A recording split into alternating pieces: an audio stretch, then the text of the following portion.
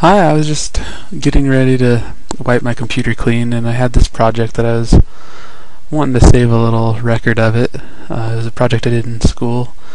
But anyway, this is a scale model of the solar system. The planets are all enlarged so that you can actually see them. But I just thought it was nice because it gave a little perspective on the scope of our solar system and the sizes and distances involved. So I have it animating by days. It's using actual data of positions from NASA. But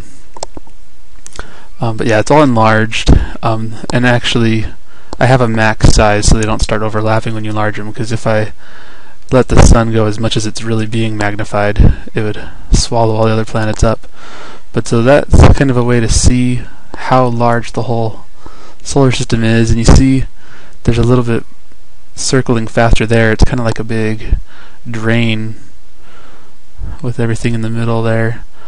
And I'm actually going to zoom in here so we can see these planets, and I'll turn the scale down so we can start to see the sizes involved, and see as they're getting smaller the sun's not shrinking because it's still past the max size limit that I had given it.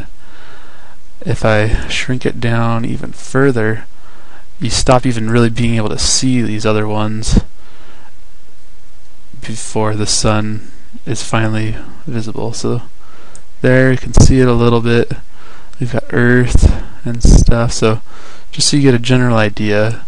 But then if we actually rotate it so you can see the other planets back there, and see, this is all being magnified over 400 times to even get it to this scope.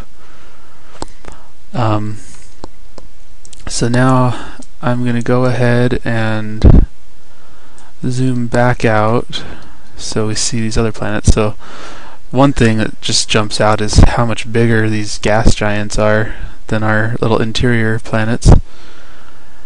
I'm going to boost up the scale a little bit, just so it's easier to follow them. So there's Jupiter, Saturn, Uranus, Neptune, and then Pluto. I included it on here out of sentimental value or whatever, but since it wasn't discovered till later, it actually doesn't show up in the earlier data. Let's see, by now it would be showing up. I think that's it right over here. If I jump to it, you can see Pluto there. It's actually even smaller than the moon,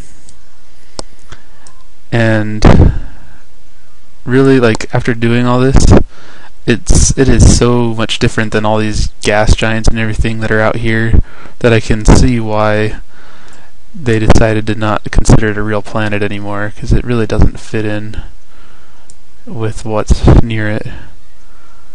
So anyway, that was just a little overview of this project. I was kind of proud of it. Yeah.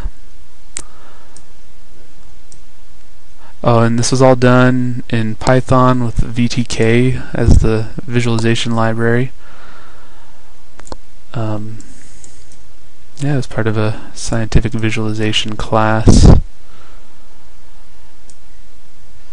But I just thought it gave a nice perspective of the solar system, so I wanted to have some bit of it to remind me before this all gets wiped off my computer. So have a great day and enjoy your place in our solar system.